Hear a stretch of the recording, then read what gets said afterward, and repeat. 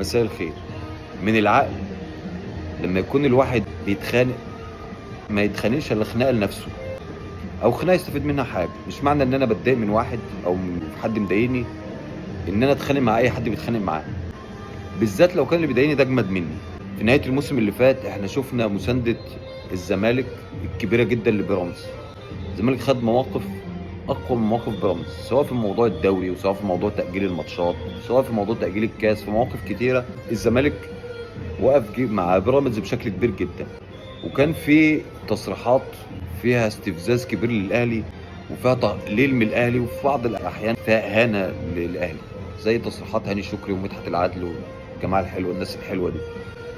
فكان طبيعي جدا ان الاهلي يقف لك على الواحده. واياميها انا قلت ان الاهلي مش هيعدل الزمالك الهوا. اليومين دول شفت بيان للاهلي بيقول لاتحاد الكوره لازم تنفذ القرار اللي انت كنت خدته بتاع تسجيل اللعيبه. مفيش نادي يسجل لعيبه الا لما يدفع المستحقات اللي عليه. طبعا واضح جدا ان اللي مقصود من الكلام ده هو الزمالك. الاهلي تعاقد مع محمد شريف رغم ان الاهلي ما كانش عنده حاجه ملحه قوي لمحمد شريف، مع اقتناعي باهميه محمد شريف واقتناعي الشخصي ان محمد شريف كان مهم للاهلي. الاهلي محتاجه برضه بس مش بدرجه الزمالك. لما سمعنا ان الزمالك بيتفاوض مع محمد شريف الاهلي جاب محمد شريف. يعني ان كان الاهلي عنده رغبه بنسبه 50% في محمد شريف، الرغبه دي زادت ل 90% لمجرد ان طلعت اخبار ان الزمالك بيتفاوض معاه. الاهلي مش هيدي الفرصه للزمالك يشم نفسه، هيضايقه. ان كان الزمالك بيداري الاهلي بالتصريحات، الاهلي هيداري الزمالك عملي، هيضايقه في التفاوض مع اللعيبه على الاقل. انا لو لعيب مش محتاج وانت دخلت فينا هدخل معاك، هرخم، هغلس عليك، هضايقك. اتحاد الكوره ان كان هيقسط لك انا مش هسيبه يقسط لك، انا هدفع فلوسي كامله واقول له لو سمحت انت قلت ما حدش هيسجل لما يدفع الفلوس اللي عليه. انت ضايقتني كلام، انا هضايقك بقى فعل. وده انا حذرت منه كراجل اهلاوي وعندي خلفيه قديمه، يعني بفهم يعني وعارف ازاي الاهلي ممكن يتعامل مع الزمالك في الايام الجايه دي. العلاقه بين الاهلي والزمالك مش حلوه، وتصريحات الناس في الزمالك مستفزه للاهلي، في حين ان الزمالك محتاج انه يهدي اموره مع الاهلي شويه بحيث ان الاهلي على الاقل ما يضيقش عليك الدنيا. يعني انت داخل في لعيب الاهلي مش محتاجه قوي، بس انا هدخل معاك واجيبه، ولو ما جبتوش هخليك مثلا لو معاك 100 مليون هخليك تخلصهم في 2 3 لعيبه بدل ما تخلصهم في 5. لما الموجه تبقى عاليه طاطي شويه، انت مش عايز تطاطي، مش عايز تسكت. الاهلي مش بيتبع الطريقه دي مع بيراميدز مثلا لسببين. اولا بيراميدز عنده قدره ماليه، فالاهلي هيعلي وهو هيعلي وهنعلي قصاد بعض مش هنخلص في اللعيبه اللي الاهلي فعلا محتاجها. ثانيا مسؤولين بيراميدز مش مستفزين، يعني بيتكلموش على الاهلي، حتى لو اتكلموا بيتكلموا في حدود مصلحتهم. يعني مستحيل اي حد من بيراميدز يتكلم عشان مصلحه الزمالك، مش هتلاقيها. بالعكس، ان كان الزمالك ليه مصلحه متعارضه مع بيراميدز، بيراميدز مش هيعدل الزمالك الهوا. اذا كانت بيراميدز محتاج لعيب والزمالك محتاجه، بيراميدز مش هيسيبه للزمالك.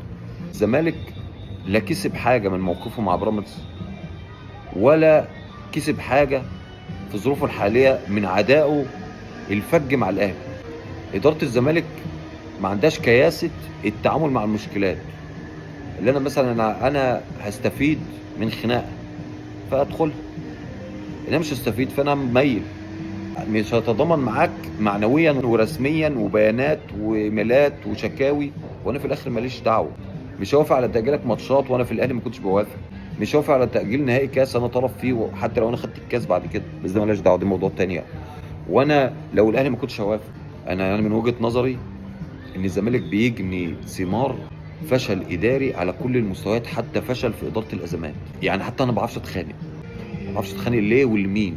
لازم الامور في الزمالك تهدى شويه، ده رايي يعني. الزمالك بيلغوش، وحتى لو جيت تبص على الزمالك بقى من جوه تلاقي في يأس. بغض النظر بقى عن تعيين جون ادوارد ولا بتاع، المشكله في الزمالك مش مشكله شخصيه ان شخص هيجي حل يصلح الدنيا. المشكله مشكله منظومه، ممكن يحسن انما يصلح لا. عايز اشوف وعايز يهدي الدنيا شويه مع الاهلي. انا لو في الاهلي مش هعدل الزمالك الهوا. اذا كان انت ما بتنافسش لا على دوري ولا على افريقيا ولا على بتاع وقرفني في عداء، انت عملت حاله شحن وحاله عداء بقى الموضوع شخصي، بقى في شخصنه، اللي انا مش عايز الناس دي تنجح، لان الناس دي قرفاني، الناس دي بتساعد اي حد ضدي، الناس دي بتشتمني، الناس دي بتشتم النادي، بتشتم جماهير النادي، الناس دي بتسخن جمهورهم عليا، الناس دي مضايقاني، فانا مهما هم عملوا انا مش هسيبهم.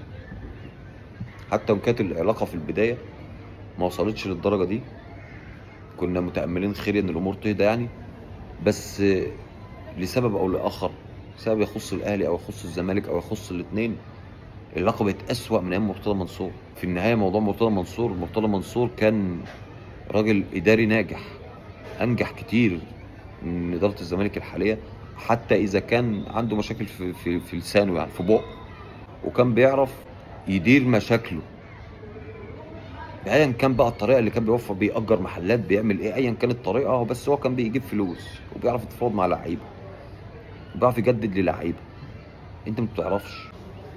بس كان وضع الزمالك عموما احسن. انا راجل يعني كنت عليا تحفظات كتير على شخصه، واللي هو لسانه صعب وراجل يعني صعب جدا، بس في النهايه هو ما كانش فاشل في الزمالك.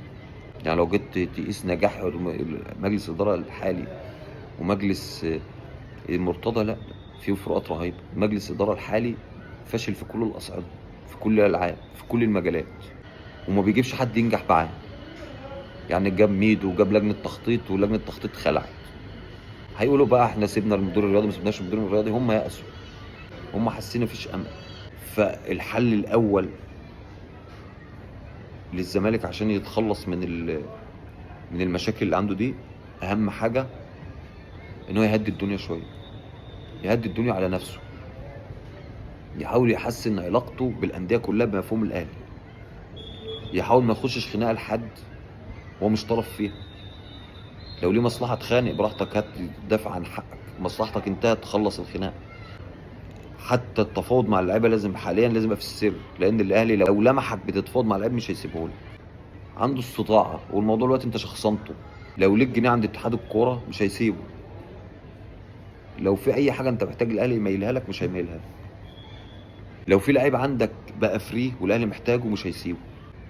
زي زيزو بالذات كان كذا مره متاح للاهلي، الاهلي ما تفاوضش معاه. ما سالش نفسك ليه الاهلي جابه في اليومين دول بالذات؟ ده ان انا ما هضايقك، انا هطلعك فاشل قدام، انت مش بتشتمني، انا اعرفك ان انا في فرق كبير قوي بيني وبينك، انا جبت نجم فرقتك من جوه فرقتك، طلعت شكلك اقدم حاجه تتقال عليه ان طلعت شكلك وحش، طلعتك مالكش في حاجه، طلعتك مالكش فيه.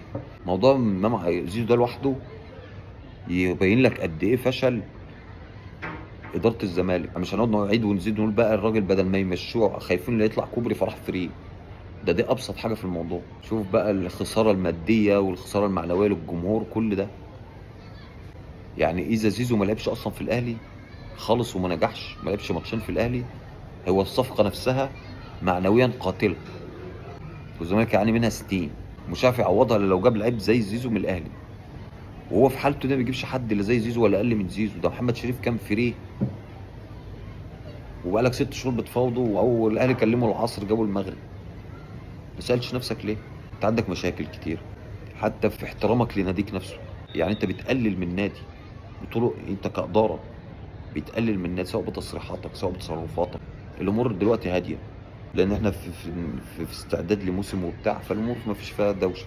بس في بعض الاحيان انت بتحط نفسك مكان مجلس اداره الاهلي، انا مش هسيبك تقف على رجلك. فلازم اول حاجه، يعني انا بطلب من اداره الزمالك، انا من مصلحتي كراجل اهلاوي ان انا انافس الزمالك، لان انا بحترم الزمالك. يعني المنافسه بين الاهلي والزمالك منافسه حقيقيه، هي دي المنافسه بالنسبه لي. انا احسن لي ان انا انافس الزمالك، ده غريم تاريخي، غريم تقليدي، قوه جماهيريه. انما لما بيراميدز ايا كان فريق ملوش جمهور، فريق مرحله بالنسبه لنا، يعني ايا كان هيقعد 5 سنين 10 سنين، بس مقومات الاستمراريه عنده مش موجوده، مرتبط بفلوس وبادارات معاه فلوس، لو في اداره معاش فلوس مش هيقدر يكمل. انما ده غريم كبير وغريم تقليدي. فانا بالنسبه لي مصلحتي انا ان الزمالك يفضل موجود ويبقى هو المنافس الاول، او يخش في المنافسه. انت بالمنظر ده مش هتخش في المنافسه عمرك. وانا الكلام ده بقوله والله يعني بنيه خالصه للمصلحه العامه، بغض النظر انا اهلاوي. انت حد سمعه وقال الراجل ده بيفهم ماشي، قال الراجل ده بيهبل عادي برضه، مش يعني هو مجرد اراء. بس افتكر طول ما الوضع كده الزمالك عمره ما يقدر يعيش في مناخ يساعده على النجاح. الاهلي عنده دلوقتي القدره انه يضايق عليك لدرجه ان انت لو فرصه نجاح 70 يخليها 30. فانت ليه تضايق على نفسك؟ هدي الدنيا لحد ما ربنا يسهل وتقف على رجلك، وبعد كده تخانق براحتك ليك وللناس واعمل اللي انت عاوزه. اتمنى الناس تفهم كلامي صح يعني، ومحدش يتضايق، وليكوا زي الفل.